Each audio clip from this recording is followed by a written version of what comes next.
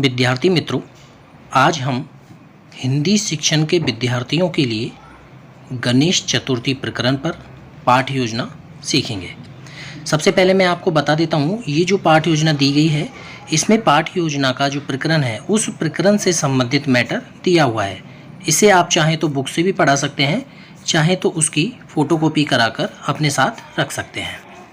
इसके बाद इसमें एक गणेश चतुर्थी पर हम प्रकरण पर पाठ योजना ले रहे हैं, इसलिए साथ में गणेश चतुर्थी के कारण गणेश जी का एक मॉडल, पिक्चर, डायग्राम जो आप लेना चाहें ले सकते हैं। बात करते हैं पाठ योजना की, जिसका प्रारंभ होता है शिक्षण उद्देश्य और अपेक्षित व्यवहारगत परिवर्तन से। सबसे पहला कॉलम जो इसमें आता है वो है ज्ञानात्मक। ज्ञानात्मक उद्देश्य के अंतर्गत हम जो उद्देश्य बनाते हैं, विद्यार्थी गणेश चतुर्थी के बारे में प्रत्यय स्मरण व प्रतिविज्ञान कर सकेंगे। विद्यार्थी गणेश चतुर्थी गद्यांश में आए नवीन शब्दों भयभीत, गज, विहन, तदुपरांत, तत्काल, हर्ष, प्रतिष्ठा, बटोकर, इन सभी का प्रतिविज्ञान कर सकेंगे। ज्ञानात्मक के अंतर्गत ही प्रथम नंबर पर आता है भाषा तत्वों का ज्ञान। विद्यार्थी गणेश चतुर्थी नामक गद्यांश में आए शब्दों भाषा तत्वों का प्रतिविज्ञान कर सकेंगे। विद्यार्थी संधि, समास, प्रत्यय, उपसर्ग युक्त शब्दों का विग्रह कर उनमें परस्पर अंतर कर सकेंगे। इसके बाद आता है इसी में विषय वस्तु का ज्ञान। विद्यार्थी गणेश चतुर्थी नामक गद्यांश का संपूर्ण विषय वस्तु का प्रतिविज्ञान कर सकेंगे। इसके बाद सेकंड उद्देश्य है अर्थग्रहण। विद्यार्थी गणेश चतुर्थी नामक गद्यांश का संपूर्ण विषय वस्तु का अर्थग्रहण कर सकेंगे। अर्थग्रहण दो तरीके से किया जाता है, सुनकर या पढ़कर। सबसे पहले हम बात करते हैं सुनकर। विद्यार्थी गणेश चतुर्थी गद्यांश की संपूर्ण विषय वस्तु को ध्यानपूर्वक सुनकर अर्थ ग्रहण करने की क्षमता का विकास कर सकेंगे। विद्यार्थी गणेश चतुर्थी गद्यांश में प्रयुक्त शब्दों, मुहावरों, लोकोक्तियों, प्रसंग अनुकूल अर्थ ग्रहण कर सकेंगे। इसमें हम चाहें तो उद्देश्य कम या अधिक कर सकते हैं। अगला है हमारा पढ़कर। विद्यार्थी गणेश चतुर्थी गद्यांश को ध्यानपूर्वक पढ़ते हुए पाठ में युक्त भागों व विचारों का अर्थ ग्रहण कर सकेंगे। विद्यार्थी गद्यांश को चिंतन, मनन, तर्क, तुलना आदि बौद्धिक शक्तियों का विकास कर सकेंगे। अगला उद्देश्य है हमारा अभिव्यक्ति। अभिव्यक्ति दो प्रकार से होती है, या तो हम बोलकर कर सकते हैं या लिखकर। बात करते हैं सबसे पहले मौखिक। विद्यार्थी गणेश चतुर्थी गद्यांश में आए कठिन शब्दों का अपने वाक्यों में प्रयोग कर सकेंगे। विद्यार्थी गणेश चतुर्थी गद्यांश का शुद्ध उच्चारण सहित स्वराघात, बलाघात और प्रसंग अनुकूल सुश्रव्य वाणी में उचित गति यति से मौखिक अभिव्यक्ति कर सकेंगे।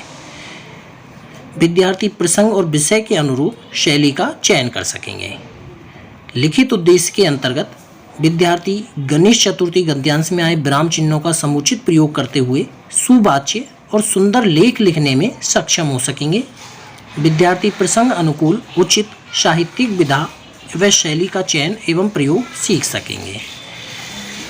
अगला उद्देश्य है हमारा कौशलात्मक। विद्यार्थी गणेश चतुर्थी गद्यांश को उचित गति यति से शुद्ध, स्पष्ट, प्रभावपूर्ण वाणी में वाचन का कौशल विकसित कर सकेंगे। विद्यार्थी उचित विराम चिन्हों का प्रयोग करते हुए शुद्ध लेख कर सकेंगे। कौशलात्मक में 4 उद्देश्य दिए हुए हैं, 4 व्यवहार परिवर्तन हैं। हम चाहें तो इसमें 2 भी ले सकते हैं, 3 भी ले सकते हैं। अगला उद्देश्य है हमारा अभिरुचि। विद्यार्थी गणेश चतुर्थी के बारे में जानकारी लेने में रुचि ले सकेंगे। विद्यार्थी गणेश चतुर्थी के बारे में अन्य कथाओं को पढ़ने में रुचि ले सकेंगे। अभिवृत्ति। अब विद्यार्थी गणेश चतुर्थी के बारे में सकारात्मक दृष्टिकोण रख सकेंगे।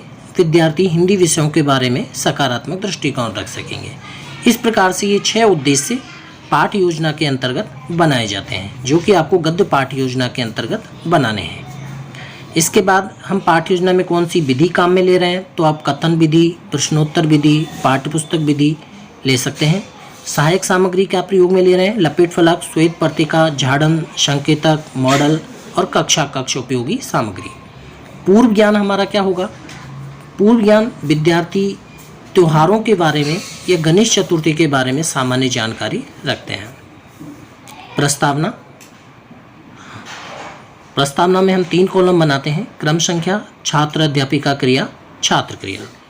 छात्र अध्यापक है तो छात्र अध्यापक क्रिया होगी। प्रश्नों जिगजैग के अनुसार बनेंगे। फर्स्ट प्रथम प्रश्न जो हमने लिया है उस प्रथम प्रश्न का उत्तर जो भी होगा, सौर ऊर्जा का स्रोत कौन सा है? सूर्य। अगला प्रश्न हमारा उसी उत्तर से प्रारंभ होगा जो हमारा पूर्व प्रश्न का उत्तर है। सूर्य कब उदय होता है? प्रातःकाल। प्रातःकाल बच्चे पढ़ने के लिए कहाँ जाते हैं? विद्यालय। विद्यालय में कौन कौन से उत्सव मनाए जाते हैं? स्वतंत्रता, गणतंत्र दिवस, बसंत पंचमी, गणेश चतुर्थी। गणेश चतुर्थी के बारे में आप क्या जानते हैं? ये हमारा जो 5वां प्रश्न होगा ये समस्यात्मक प्रश्न होगा जिसके बारे में हम पढ़ा रहे हैं। इसके बाद हमारा अगला पॉइंट होगा उद्देश्य कथन। आज हम गणेश चतुर्थी के बारे में विस्तार पूर्वक अध्ययन करेंगे। ये हम सबको कक्षा में बोलना है। प्रस्तुतिकरण। प्रस्तुतिकरण के अंतर्गत अब यहाँ से आता है हम लेसन को प्रस्तुत करने की प्रक्रिया। सबसे पहले शिक्षण बिंदु, छात्र अध्यापक क्रिया, छात्र क्रिया और श्याम पट सार। इस प्रकार से हम 4 कॉलम बनाएंगे। 4 कॉलम बना करके सबसे पहला कॉलम शिक्षण बिंदु, इसमें हम जो प्रकरण लिया है उसका नाम लिखेंगे। साथ में हमारा फर्स्ट स्टेप होगा आदर्श वाचन। हम चाहे तो छात्र अध्यापक क्रिया में भी लिख सकते हैं और शिक्षण बिंदु में भी लिख सकते हैं, लेकिन हमें शिक्षण बिंदु कॉलम में ही लिखना है। आदर्श वाचन, जो छात्र सबसे पहले कक्षा में विषय वस्तु को फोटोकॉपी के माध्यम से या पुस्तक के माध्यम से पढ़कर सुनाता है।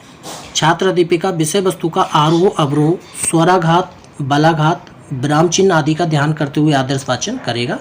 छात्र क्या करेंगे? छात्र ध्यानपूर्वक सुनेंगे। अगला स्टेप है हमारा अनुकरण वाचन।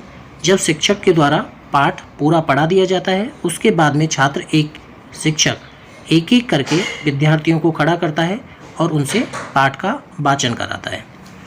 तो छात्र अध्यापक कुछ छात्रों को अनुकरण वाचन का निर्देश देगा और छात्र अनुकरण वाचन करेंगे। छात्र जब अनुकरण वाचन कर चुके होते हैं उस समय छात्र कौन कौन से शब्दों को अशुद्ध बोलते हैं, जो शब्द अशुद्ध बोलते हैं उनको शिक्षक विद्यार्थियों की सहायता से शुद्ध कराता है। तो अशुद्धि संशोधन हमारा अगला स्टेप होगा। छात्र अध्यापक भाषण में आई अशुद्धियों का संशोधन कराएगा। छात्र वाचन में आई अशुद्धियों का संशोधन करेंगे। इसके बाद हमारा अगला स्टेप आता है कठिन निवारण, जिसमें हम कठिन शब्द जो हमें लग रहे हैं कि इन शब्दों का अर्थ जानने में छात्र को परेशानियाँ समस्या आ सकती है, उन शब्दों को हम लेते हैं। सबसे पहले हम 4 कॉलम बनाते हैं, शब्द, अर्थ, प्रविधि और प्रयोग। 4 कॉलम हम बनाते हैं। इन 4 कॉलम में सबसे पहले शब्द की कॉलम में हम शब्द लिखते हैं।